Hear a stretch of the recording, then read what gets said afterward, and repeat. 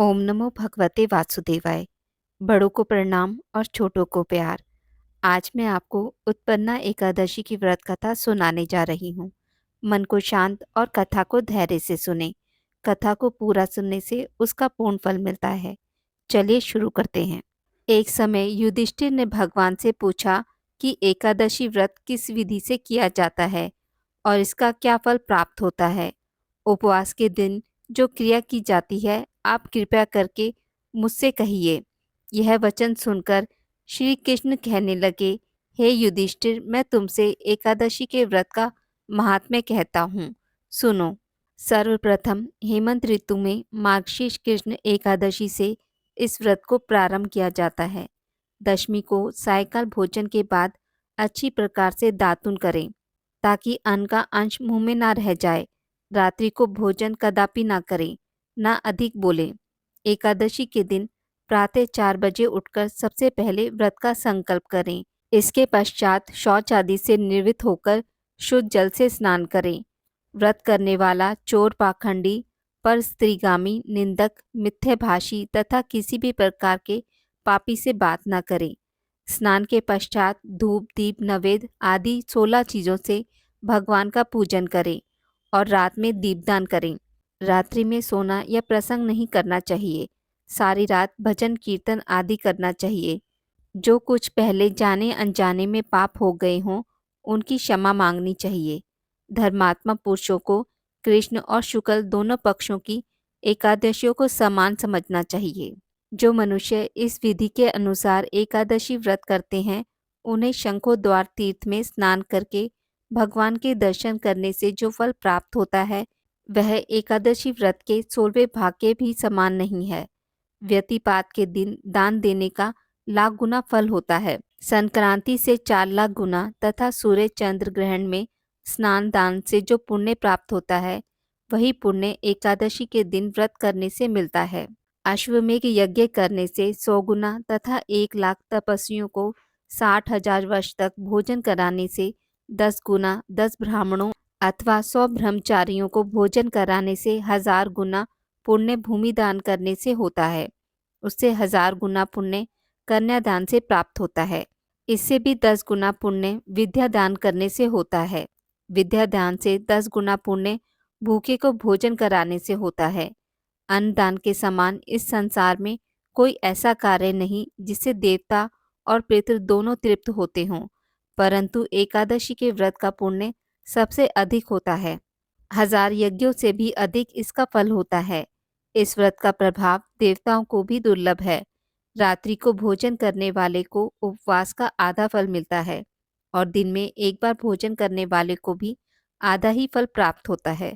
जबकि निर्जला व्रत रखने वाले का महात्म्य तो देवता भी वर्णन नहीं कर सकते। युधिष्ठिर कहने लगे कि हे भगवान, आपने हजारों यज्ञ और लाख गोदान को भी एकादशी व्रत के बराबर नहीं बताया, सो यह तिथि सब तिथियों से उत्तम कैसे हुई, बताइए। भगवान कहने लगे, हे युधिष्ठिर, सतयुग में मूर नाम का दैत्य उत्पन्न हुआ। वह बड़ा बलवान और भयानक था। उस प्रचंड दैत्य ने इंद्र, आदित्य, वसु, वायु, अग्नि आदि सभी देवताओं को पराजित करके भगा दिया। तब इंद्र सहित सभी देवताओं ने भयभीत होकर भगवान शिव से सारा वृतांत कहा और बोले, हे कैलाशपति, मूर दैत्य से भयभीत होकर सब देवता मृत्यु लोक में फिर रहे हैं। तब भगवान शिव ने कहा, हे देवताओं, तीनों लोकों के स्वामी, भक्तों के दुखों का नाश करने वाले भगवान विष्णु की शरण में जाओ। वे ही तुम्हारे दुखों को दूर कर सकते हैं। शिवजी के ऐसे वचन सुनकर सभी देवता क्षीर सागर में पहुंचे। वहां भगवान को शयन करता देख हाथ जोड़कर उनसे स्तुति करने लगे कि हे देवताओं द्वारा स्तुति करने योग्य प्रभु, आपको बारंबार नमस्कार है। देवताओं की रक्षा करने वाले मधुसूदन, आपको नमस्कार है।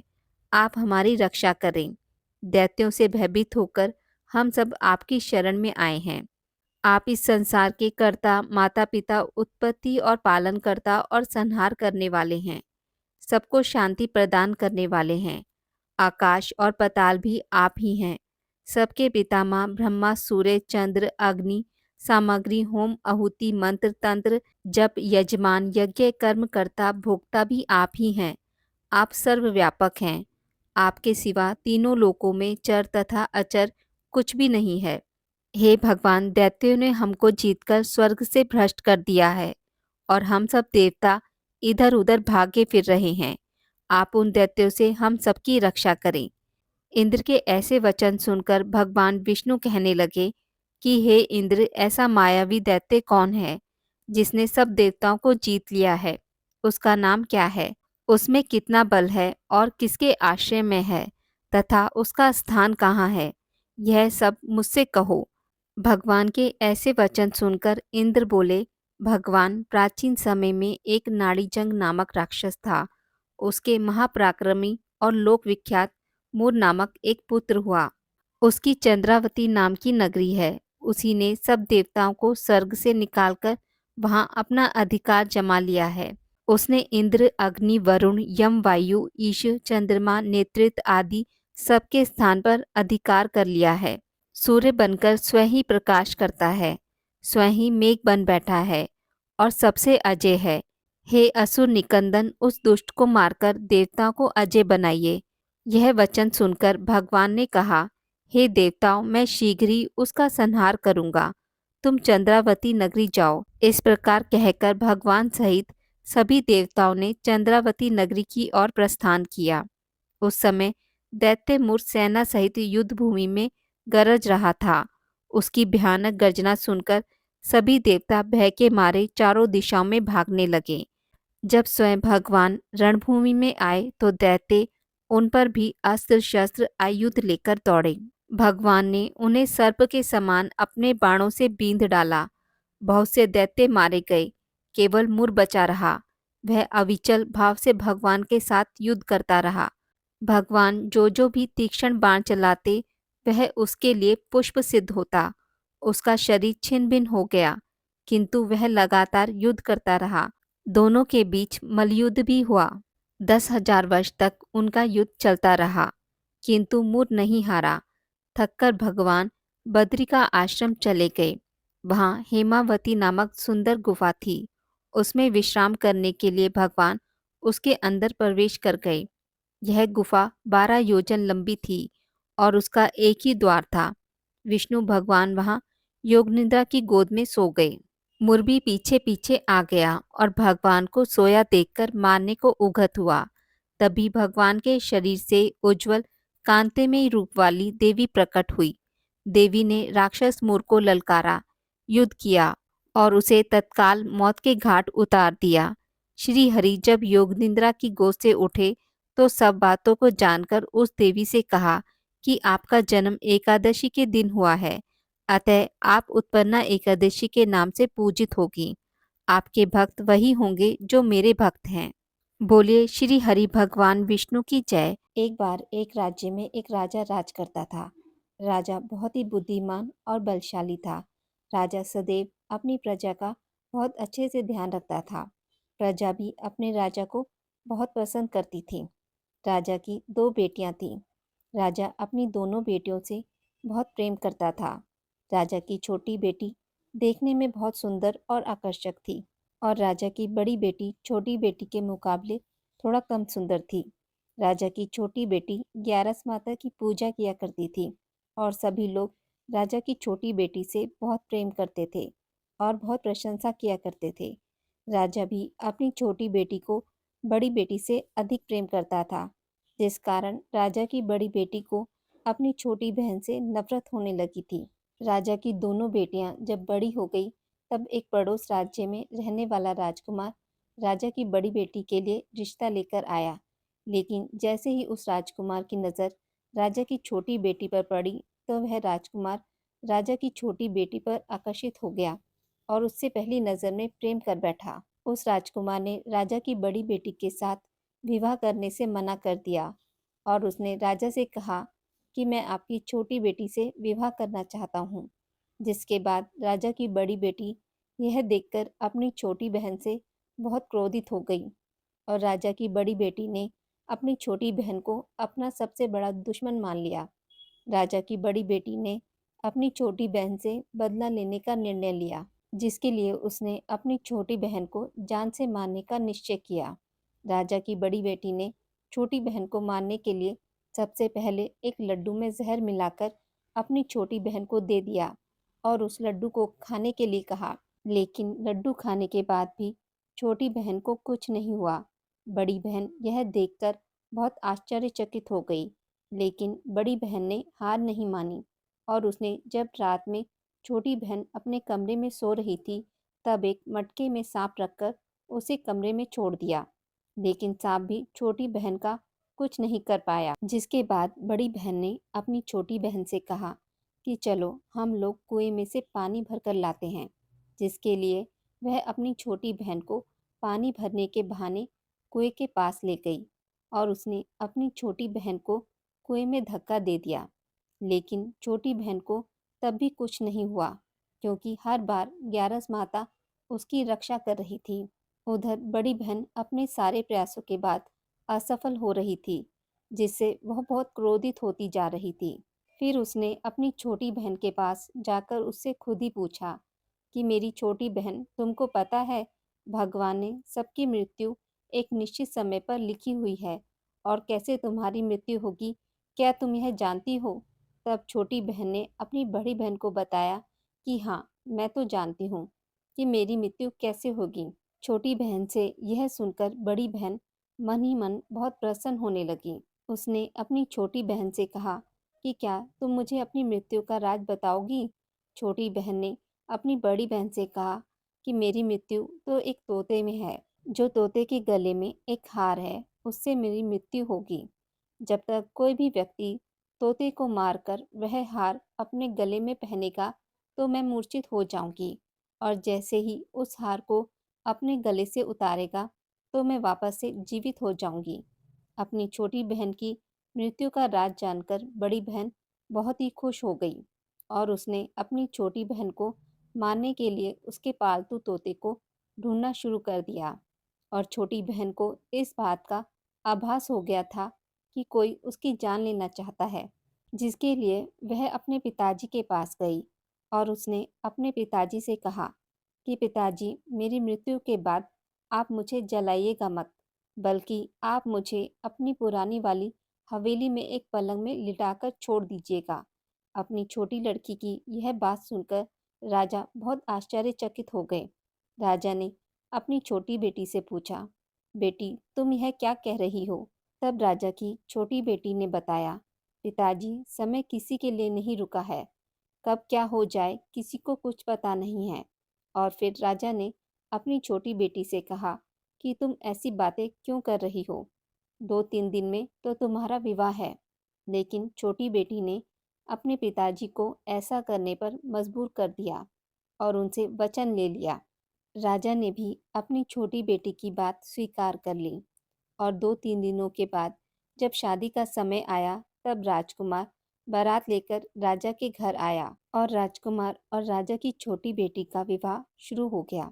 जैसे ही राजा की छोटी बेटी राजकुमार के साथ फेरे लेना शुरू करती है, तो उसकी बड़ी बहन अपनी छोटी बहन के कमरे में जाकर उसके तोते को पकड़ लेती है और उसको जान से मार देती है।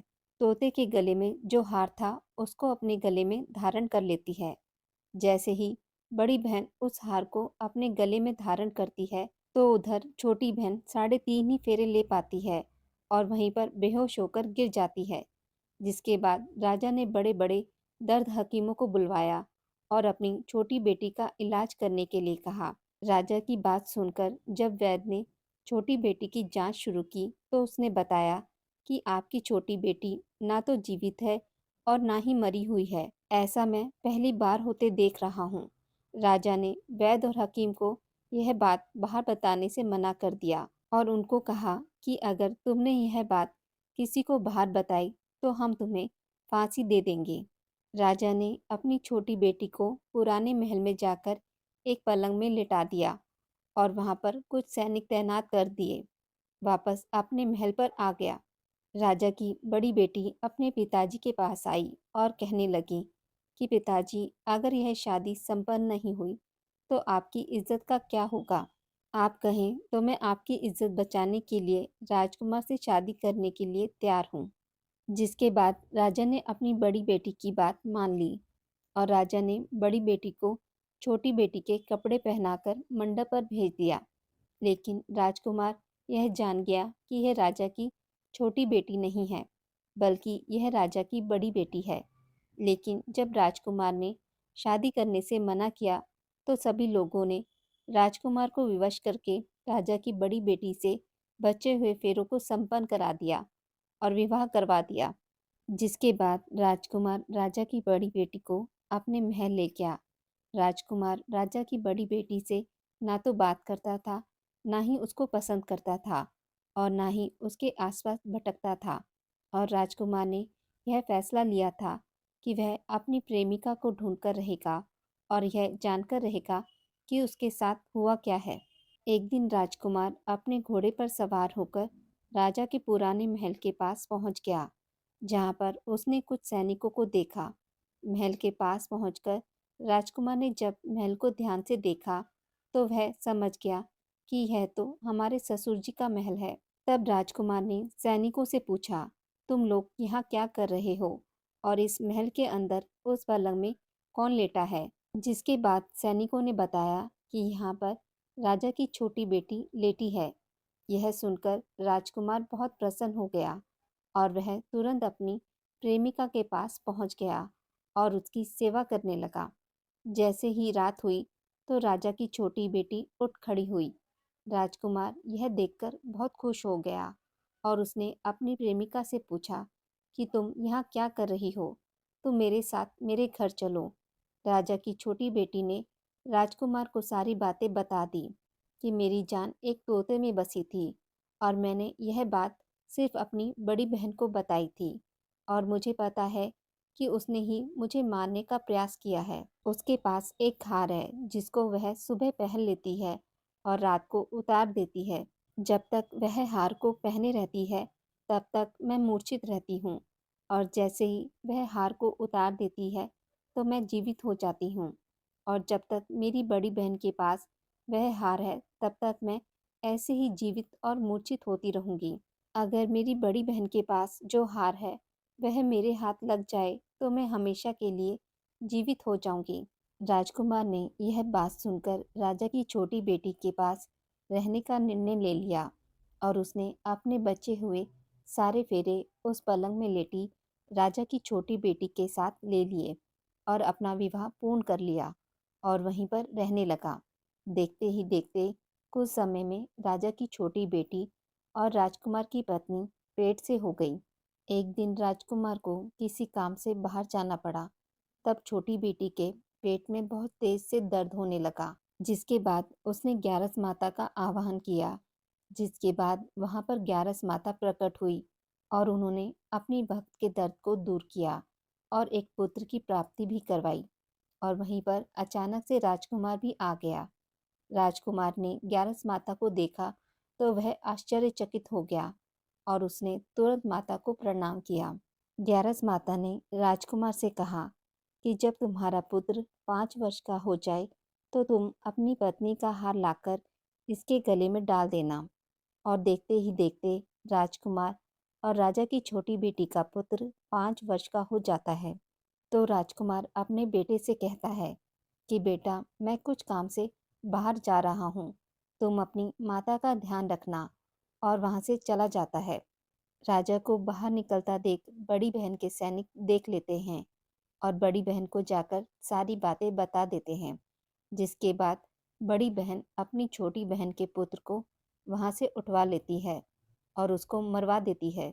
छोटी बेटी के पुत्र के 2 टुकड़े करवा देती है। पहला टुकड़ा चक्की के पास छुपा देती है और दूसरा टुकड़ा अपनी पलंग के नीचे रख लेती है। अब ग्यारस माता भिखारी का रूप लेकर आती हैं। एक भिखारी का रूप रखकर बड़ी बहन के पास चली जाती हैं। जिसके बाद वहां पर भिक्षा मांगने लगती हैं। बड़ी बहन अपने नौकरों से कहती है कि जाकर भिक्षा दे दो। लेकिन जैसे ही नौकर ग्यारस माता को भिक्षा देने के लिए आते हैं, तो माता उन्हें मना कर देती है और कहती हैं कि मैं तो तुम्हारी महारानी से ही भिक्षा लूंगी। जिसके बाद बड़ी बहन स्वयं ही भिक्षा देने के लिए माता के पास आती है। तब माता एक बिल्ली का रूप लेकर उसके कमरे में चली जाती हैं और वहाँ पर छोटी बेटी के पुत्र के दो टुकड़ों को आपस में जोड़ देती हैं और उसे जीवित कर देती हैं और उसे वहाँ से लेकर चली जाती हैं। राजकुमार अपने बेटे को लेकर अपनी पत्नी के पास जाता है और उसे कहता है कि तुम इसका ध्यान रखना। अगर तुम इस बच्चे का अच्छे से ध्यान रखोगी तो मैं तुमसे बात करूँगा। एक दिन राजकुमार अपने बेटे से कहता है कि तुम जाकर माँ से उसके गले का हार मांग लो। जिसके बाद राजकुमार का लड़का अपनी माँ के पास जाता है और कहता है कि माँ, मुझे तुम्हारा यह हार चाहिए जो तुमने गले में पहन रखा है।